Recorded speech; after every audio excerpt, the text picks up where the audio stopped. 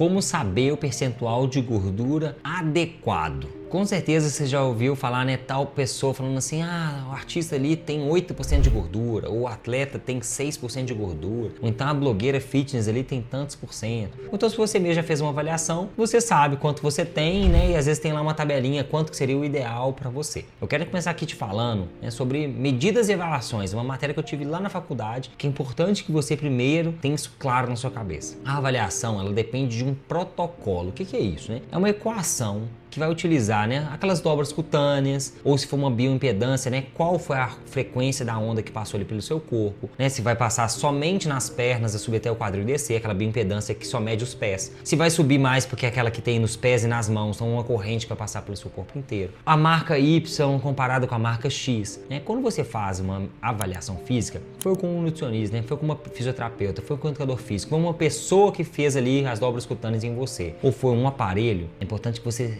tenha sempre esse ponto de partida. Então não adianta você comparar, né, uma dobra cutânea de um nutricionista, ou de um médico, ou de um educador físico com uma bioimpedância de um outro lugar. Ou mesmo a bioimpedância de uma marca com a bioimpedância de outra marca. São muitas equações diferentes, né, como diz, correntes diferentes. O jeito que pega a dobra cutânea é diferente, então não dá para você comparar. Você vai sempre usar a mesma forma de medição para você ter o seu parâmetro. Por quê? Porque adianta você fazer com um que às vezes apertou mais lá a sua dobra cutânea, né? Porque é o jeito que ele acostumou a fazer. E depois você vai fazer com outro que pega mais largo, então que aperta menos. Vai ter medida diferente. Então, regra número 1 lá de medidas e avaliações, como eu disse, que eu tive lá na faculdade, em 2004. A avaliação é sempre com a mesma pessoa, sempre com o mesmo protocolo. Ainda assim, né, quando a gente faz com a mesma pessoa, tem uma tendência, né, do nutricionista, do educador físico, querer que tenha um resultado positivo no retorno. Então a pessoa também ela pega de um jeito na primeira avaliação, pega de outro jeito na segunda avaliação. Não estou falando que todo mundo faz isso, mas acontece sim. É uma tendência quase que inconsciente do cara querer que o paciente dele tenha resultado, ele alivia a mão. Por isso que a bioimpedância veio e ela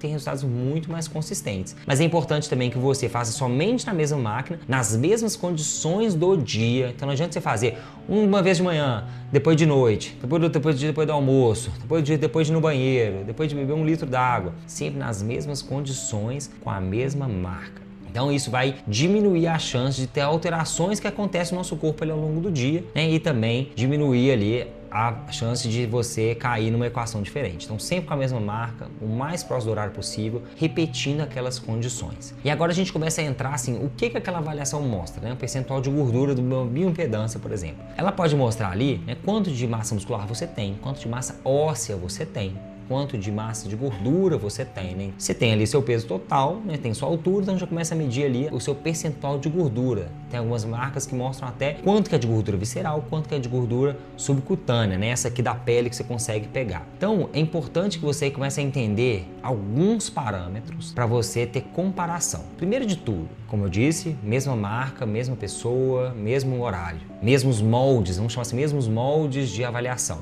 Fez a avaliação e eu falei para você assim, nome fictício, Joana, você tá com 8% de gordura. Aí você vai olhar no espelho e fala, mas eu tô insatisfeita, essa gordura aqui tá me incomodando, né? Essa minha barriga que tá incomodando. A blogueira lá falou que tem 8% também, mas minha barriga aqui tá me incomodando. Adianta você se olhar no espelho e não tá satisfeita? Se eu te falar que tem 8% de gordura? Então não é muito bem assim o número que vai dizer por si só. Você precisa olhar no espelho e saber o que você tá satisfeito, saber o que você tá buscando, né? Porque pode ser que você tenha 8% e fala assim, não, mas eu quero perder essa gordura aqui da barriga que tá me incomodando.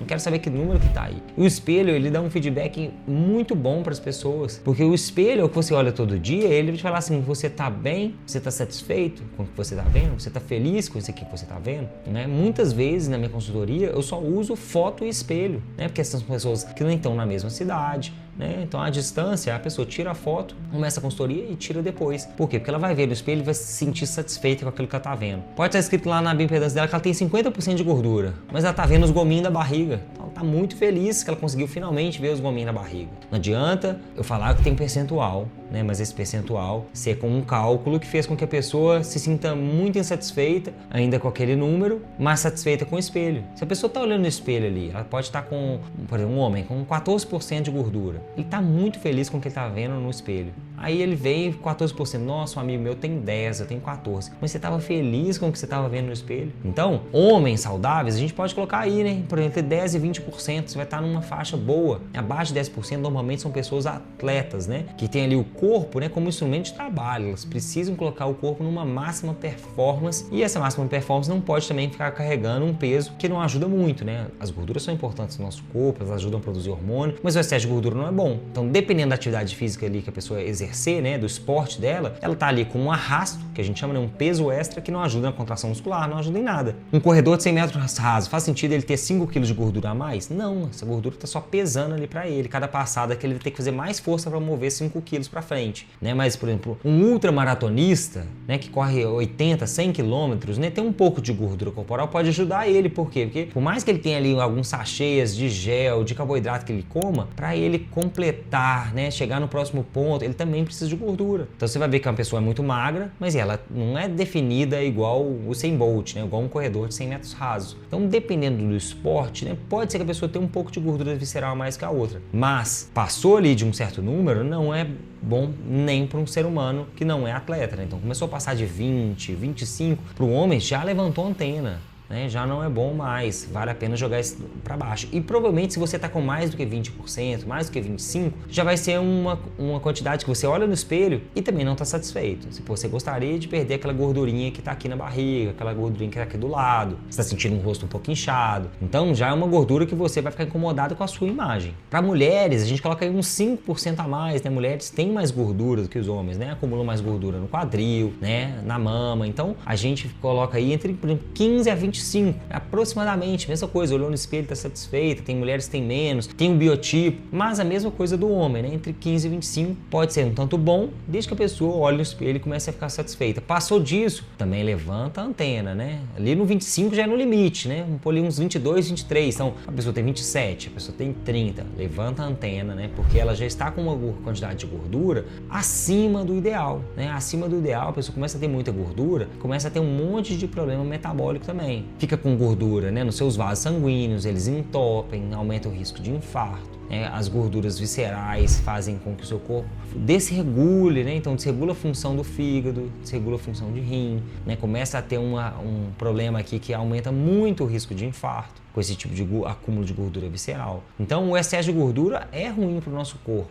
Então tem um limite ali que é ok, abaixo disso também é um problema, né? Principalmente mulheres, quando começa com um percentual muito baixo, normalmente elas interrompem ciclo menstrual, né? Elas começam a ter muitos problemas ali de saúde, porque a gordura ela é importante para a gente produzir hormônios, então ela faz parte ali da produção de hormônio. Então quando o nosso corpo ele começa a ficar com um percentual muito baixo, você começa a produzir menos desse hormônio, então desregula algumas funções do nosso organismo. Por isso que mulher com 4, 5% de gordura não é legal.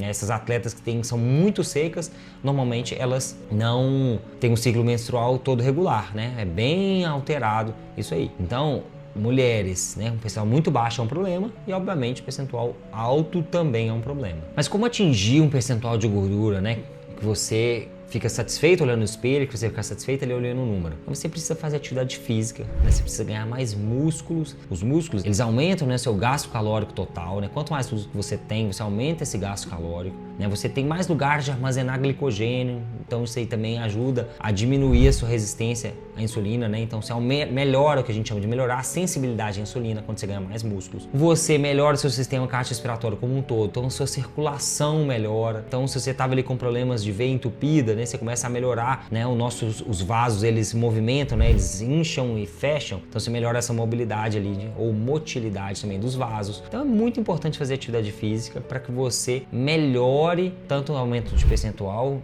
tanto o aumento da quantidade de músculo, né? Então, se você tem 70 quilos, né, 20% de gordura, você foi lá e ganhou 5 quilos de músculo, mas não perdeu nada de gordura. Agora, esse cálculo é em relação a 75 quilos, então automaticamente seu percentual de gordura vai diminuir. Então ganhar músculos é muito importante para o seu corpo, fazer atividade física para ganhar esses músculos, melhorar seu sistema cardiovascular, melhorar sua alimentação, né? Então cortar os industrializados, cortar açúcar, diminuir a quantidade de farinha, fazer com que o seu corpo se alimente o mais natural possível, melhorando também aí, mais uma coisa que vai ajudar a melhorar a sua sensibilidade à insulina. Quando você corta açúcar, corta farinha, se alimente de comida natural, colocando nutrientes para dentro do seu corpo, colocando vitaminas, minerais, fibras, antioxidantes, fazendo com que o seu corpo funcione bem, desinflamando, né? Então, aquela gordura que estava ali também acumulada vai começar a sumir. E por último, dormir bem. Durante o sono a gente regula vários hormônios no nosso corpo, TSH, leptina, GH, grelina e por aí vai. Então é importante que você durma bem para regular o seu corpo, né? Fazer com que o seu corpo fique bem, né? Não tenha uma tendência a armazenar gordura, não tenha uma resistência à insulina, né? Que faz com que o seu corpo tenha essa tendência a armazenar gordura. Então o sono é imprescindível também para que você consiga abaixar o seu percentual de gordura. Eu quero que você comente aqui embaixo, né? Qual o percentual de gordura que você está? Você está satisfeito com a imagem que você olha no espelho? E compartilhe esse vídeo com uma pessoa que você já conversou aí